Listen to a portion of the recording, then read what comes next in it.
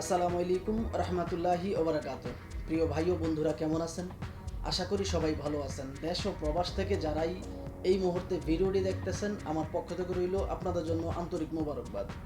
আমি চাই আপনারা ভালো থাকেন, যে দেশেই থাকেন না কেন, যে কাজই করেন না কেন, আপনারা যেন সবসময় ভালো থাকেন।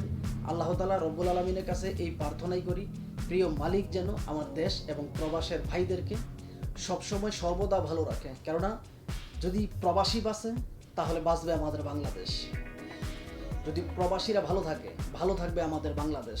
যদিও এই কথাগুলো যারা সুশীল সমাজ তারা বুঝতে চায় না, যারা রাজনৈতিক দল তারা বুঝতে চায় না, তারা শুধুমাত্র আশাই দেখায়। এই বাংলাদেশ স্বাধীন হওয়ার পর থেকে আজ পর্যন্ত সবচেয়ে বেশি লাভ হয়েছে কার? রাজনৈতিক যে দলগুলো তাদের। সেটা আপনি যেই পক্ষই বলেন না কেন, আওয়ামী লীগ বলেন, বিএনপি বলেন, জামায়াত বলেন, এবং কি জাতীয় পার্টি বলেন, যতগুলো রাজনৈতিক দল আছে শুধুমাত্র তাদেরই লাভ হয়েছে। বিনিময়ে আমার যে প্রবাসী ভাইয়েরা, বা আমি নিজে একজন প্রবাসী, আমার কি লাভ হয়েছে? এই 53 বছর 55 বছরে আমি কি পাইলাম আমার দেশ থেকে? আমিও যদি ট্যাক্স ঠিক মতো দেই এবং বৈধ পথে আমি রেমিটেন্স পাঠাই, আমি একজন প্রবাসী, আমি বৈধ পথে রেমিটেন্স পাঠাই, বিনিময়ে এই দেশ আমাকে কি দিল? আমি যখন এয়ারপোর্টে যাই তখন আমাকে বিভিন্নভাবে হয়রানি করা হয়। 24 সালে যখন গণঅভ্যুত্থান হইল, অন্তর্বর্তী সরকার যখন ক্ষমতা নিল, সে বলছিল প্রবাসীদের জন্য যথেষ্ট পরিমাণ সে করবে, কিন্তু উনি কি করতে পারছে আমাদের জন্য? আমার আসলে ভাবতে লজ্জা লাগে যে আসলে এখন পর্যন্ত আমাদের দেশের যে হযরত শাহজালাল আন্তর্জাতিক বিমানবন্দর, সে বিমানবন্দরে এখনও স্বৈরাচারের দোসর রয়ে গেছে। বলে কিভাবে? স্বৈরাচারের দোসর যত চোর শেষর আছে সবগুলো এখনো এয়ারপোর্টে আছে। বলে কিভাবে? আপনি দেখেন, প্রত্যেকটা প্রবাসীর জিনিস কেটে কেটে রেখে দেওয়া হচ্ছে। আমি শখ করে আমার বাবার জন্য, মায়ের জন্য, ভাইয়ের জন্য, বোনের জন্য, আত্মীয় স্বজনের জন্য আমি কিছু জিনিস নিব। আমার ইমিগ্রেশন থেকে আমার, বা আপনার যখন আমি লাগেজ যখন বুকিংয়ে দিই, লাগেজ দেওয়ার পরে আমি যখন লাগেজটা আমি গ্রহণ করি, তখন দেখি আমার লাগেজ কাটা। মূল্যবান জিনিস আমার লাগেজের ভিতরে নাই। এটা তো আমার জন্য একটা লজ্জার বিষয়, আমার জন্য একটা লজ্জার বিষয়। প্রবাসীরা যদি একবার একটু মাথা গরম করে ফেলে, তাহলে কোনো সরকার ক্ষমতায় থাকতে পারবে না, 100% গ্যারান্টি আমি বলে দিই। কেননা এই প্রবাসীরা তাদের বৈধ পথে, তারা তাদের কষ্টের উপার্জিত টাকা বৈধ পথে পাঠায়, যাতে আমার দেশ একটু ভালো থাকে। আর আমাদের দেশের যে নেতাকর্মীগুলো বিদেশ ভ্রমণ করে, তারা কি দিয়ে ভ্রমণ করে? আমাদের রক্ত পানি করা যে টাকাগুলো, সেই টাকাগুলো দিয়ে কিন্তু ওরা বিদেশে ভ্রমণ করে। আজকে কয়েক মাস যাবত আমি আসলে দেখে খুব অবাক হই, যখন আমাদের দেশে যে হযরত শাহজালাল আন্তর্জাতিক বিমানবন্দরে আমরা প্রবাসীরা যাওয়ার পরে আমাদের লাগেজ কাইটা রাইখা দেওয়া হয়, আমাদেরকে বিভিন্নভাবে হয়রানি করা হয়। রীতিমতো যে আসলে অবাক। আপনাদের সামনে একটা ভিডিও আমি তুলে ধরি, সামথিং আপনারা একটু খেয়াল করেন যে আসলে এই প্রবাসীগুলো কতটা কষ্ট করার পরে যে আসলে কিভাবে আমাদেরকে হয়রানি করা হয়। আপনারা একটু ভিডিওটা একটু খেয়াল করেন। বলেন ভাই। ভাই প্রবাসী ভাইরা, আপনারা টাকা নিয়ে আসেন দেশে, বুঝছেন? টাকা নিয়ে আসেন, এখানে মাল নিয়ে আসেন না। এই যে এত কষ্ট করে মাল নিয়ে আসে, মাল রেখে দিয়েছে, বুঝছেন? মাল নিয়ে আসেন না, এত কষ্ট টাকা দিয়ে মাল সব রেখে দিয়েছে খুলে, বুঝছেন? আমি লাকিস পাইতেছি না, 2 ঘন্টা ধরে ঘুরতেছি। এই যে বড় ভাই কি হারাইছে? আপনি কি পান না লাল ভাইরা ওই যে দৌড়ি ভাইয়ের? আমার দুইটা একটা ভাই কোন ভাই না আমার লেগে স্কাইটা যা আসলো সামান ভিতরে, এটা ওদের সামান নিয়ে গেছে মনে করেন। এই যে এটা আমার নিজের টাকা, আমি নিজের লাগেজ, আমার গাড়িটা সামান টামান নিয়ে গেছে গা। প্রত্যেকটা মানুষ এরকম হারেন, প্রত্যেকটা মানুষ, একটা মানুষ নেই, ব্যাগ নেই, কতগুলো মানুষ ব্যাগ হারাইলে একজনটা হারাইবো। প্রত্যেকটা মানুষের ব্যাগ হারাইছে, দেখেন অধিকাংশ মানুষের লাগেজ করছে। এই সম্ভব কোনোভাবে? এই বাংলাদেশ এয়ারপোর্টের এই অবস্থা, উন্নতি নাকি করছে সরকার?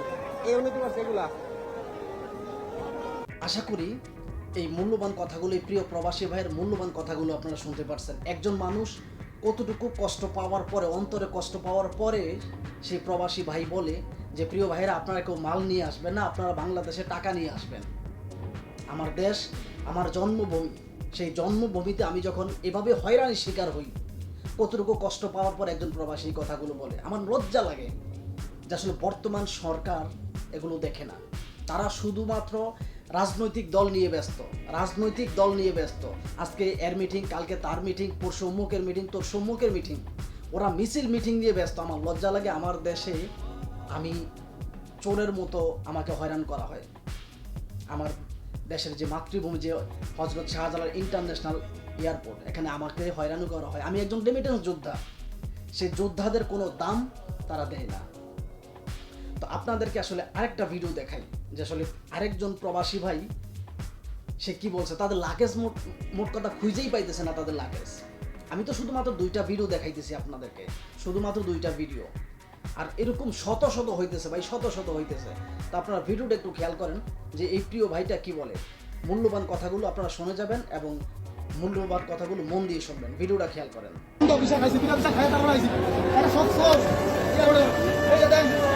এই সৈন্য বাচ্চা খালি বাচ্চা রাখছে, এই সৈন্য বাচ্চা খালি তো সৈন্য খালি বাচ্চা, আমি কি করবো? বাচ্চা দিয়ে থাকলাম না, সৈন্যের বাচ্চা খালি।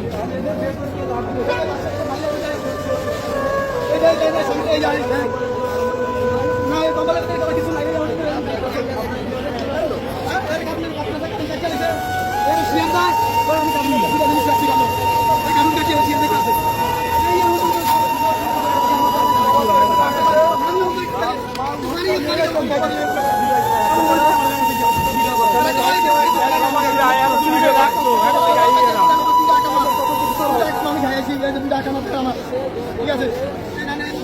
আশা করি এই ভিডিওটা এবং এই ভিডিওটা, 2টা ভিডিও আপনারা খেয়াল করছেন।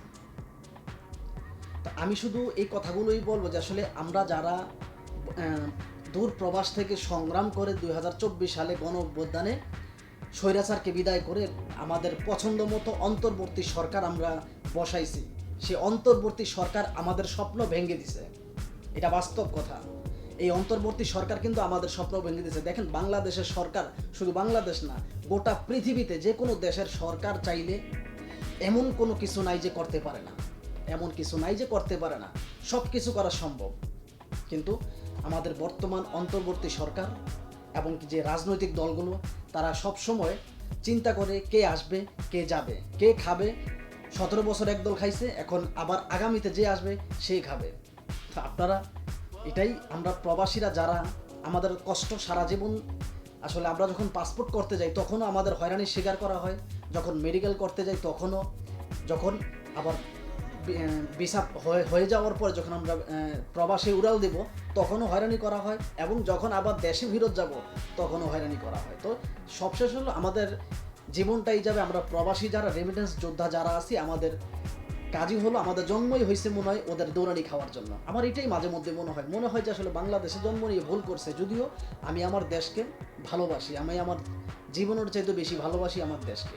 তো যাই হোক, ভিডিওটি ভালো লাগলে লাইক, কমেন্ট, শেয়ার এবং চ্যানেলটি সাবস্ক্রাইব করে আপনাদের পাশে থাকার সুযোগ দিবেন। আপনাদের মূল্যবান মতামত ভিডিওর কমেন্ট বক্সে লিখে যাবেন এবং আপনি আপনার জায়গা থেকে প্রতিবাদ করুন, যাতে আমরা প্রবাসীরা একটু হলেও এয়ারপোর্টে যাতে হয়রানি হইতেন শিকার না হই। ভালো থাকবেন, খোদা হাফেজ।